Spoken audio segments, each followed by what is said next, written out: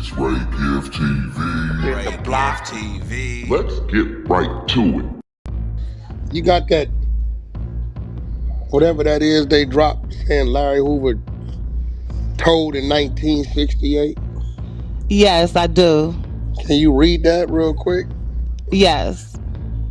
Okay, so this is what they dropped. It says Parker High School, located at 6800 Stewart Avenue, was the scene of a youth gang battle on September 4th, 1968. A leader of the Supreme Gangsters, 18-year-old Larry Hoover of 6853 Green Street, informed the police that he was standing in the school hall just outside of the principal's office when two of the East Side disciples appeared. These boys, James Highsmith, age 18 years, of 6534 Emerald Avenue, and Leonard Longstreet, age 20 years, of 633 West 62nd Street, were not students at Parker High School. Hoover related that the two walked past me in the hall and Highsmith smiled. Then Longstreet said, "Burn 'em," and Highsmith pulled a gun and started shooting. I got hit. Bullets also struck two bystanders. Mildred Siebels, age 15 years, of 7214 Peoria Street, and Lewis Jackson, age 15 years, of 6815 May Street. All three Parker High School students were shot in the leg and were rushed to St. Bernard's Hospital for treatment.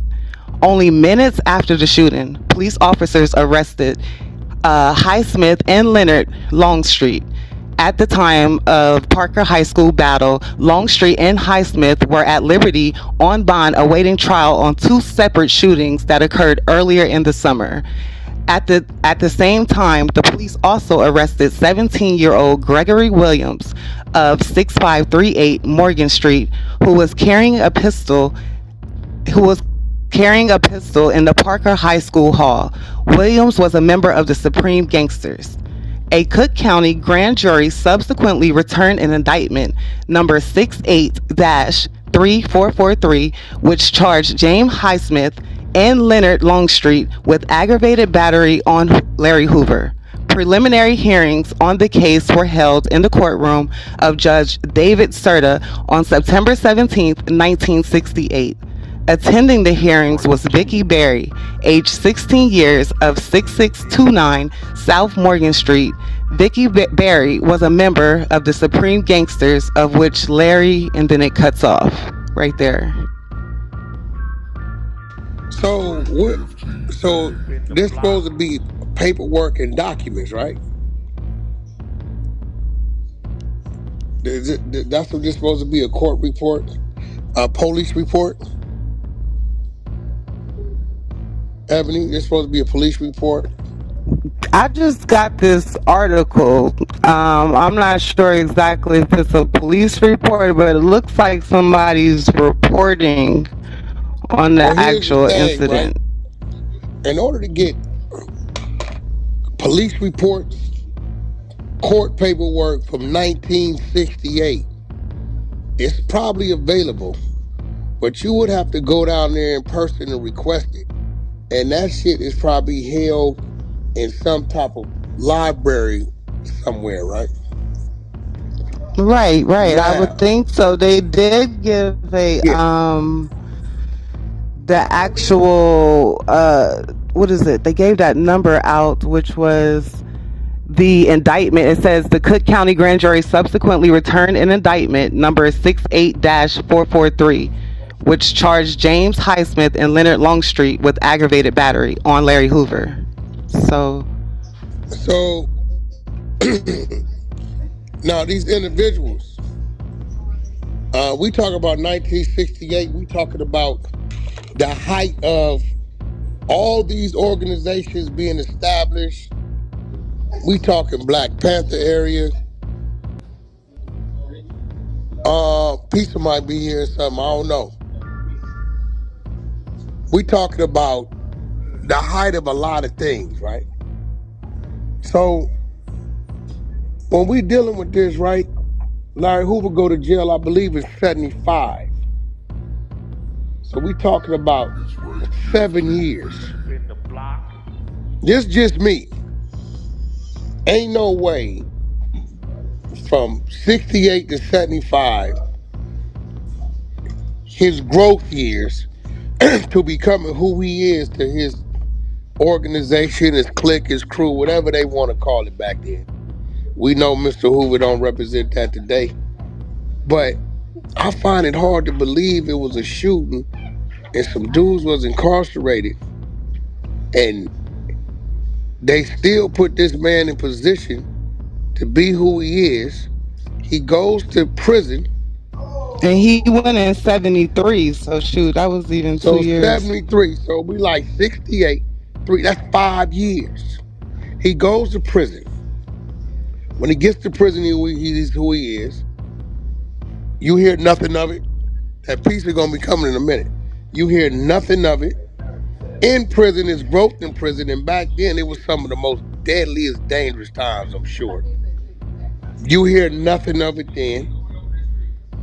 10 years, 20 years, he catch fed time, life sentences. He goes to the feds, you hear nothing of it then. 30 years, 40 years, 50 years, 52, 53 years. You hear nothing of it until 24 hours after a pardon. So my question is, who went down or had knowledge of the court building and requested these documents? We need to know where that person is. Right. Because without that person, I'm going to call it cap. I'm going to call it took 53 years, no, 58 years, the 5 years he was on the street, the 53 he been confined, for this to pop up. Okay. A lot of these people might not be alive, but shit, where they family members at? Where's the chatter of this at? Where I have heard nothing about it. 24 hours after Larry Hoover been pardoned by Trump on the Fed side, all of a sudden, some alleged snitch paperwork pops up from 1968. I ain't buying it. I'm going to tell you what this is. This is a plot and ploy to try to get Larry Hoover assassinated before they release him from them state facilities. They're trying to plant a seed right now with them youngsters. Plant a seed right now in that state facility for somebody who may want to get a rep, might want to get a rep, and have an excuse of doing it. Send Mr. Hoover in his 70s to this state facility where he can finally go outside and get some fresh air and use one of these people, these youngsters, to assassinate him because they couldn't do it. You got to ask yourself, why now? They said he's going to be transferred in the next 2-3 weeks, right? Yep, they transferred him already. He at Dixon right now. Okay, so now he's wide open. He ain't ADX where you can't get to him, right? Okay, so now he's wide open. Hey, listen, all you youngsters out there in that Illinois state, don't fall victim to it. They trying to get you to do that dirty work. This man has been too high profile. The government, the FBI, would have released this shit. Now, I don't know who behind it. Get pizza for y'all.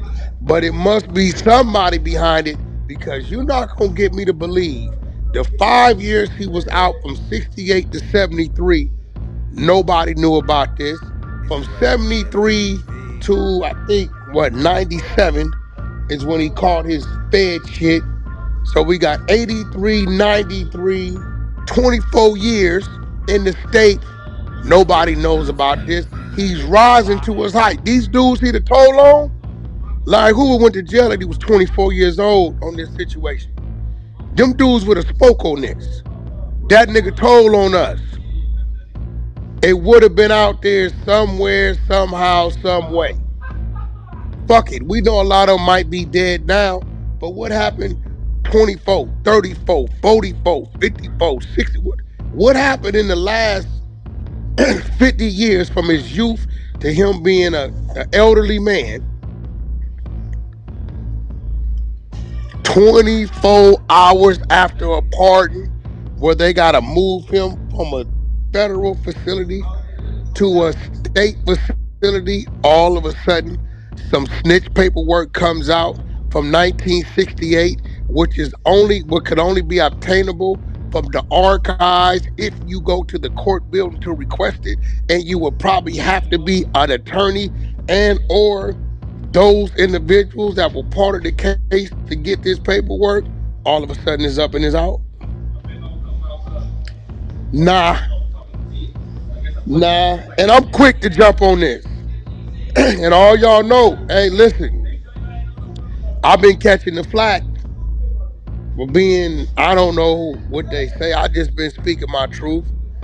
But in this situation right here, I believe this is a plot and a ploy to poison some of them people's minds in the state facilities who may be a part of and or against whatever organization Larry Hoover stood for and represented originally, which we know he has denounced it all. So you may have some people got some ill feelings about that who don't understand the political stance on why he had to do that. I don't see that as a weakness. I see that as a strategic move. But let's look at the facts. Somebody need to first show us the receipt of going to order this shit from the archives of that Illinois court. It gotta be a body that says we're the one that went and requested it. You ain't just pulling this off the internet. No. Even if you go look up on Google. Wow. Not even a whole day done went by and they plotting, planning on Larry Hoover. Bad work right there, man. Like, come on now. Now, all of a sudden, like, now, really? I ain't buying it. But look, y'all be sure to like the video. Go ahead and share the video. Be sure to tell a friend to tell a friend. We got content. But until next time, it's your boy Ray Given. I'm gone. God bless. Peace.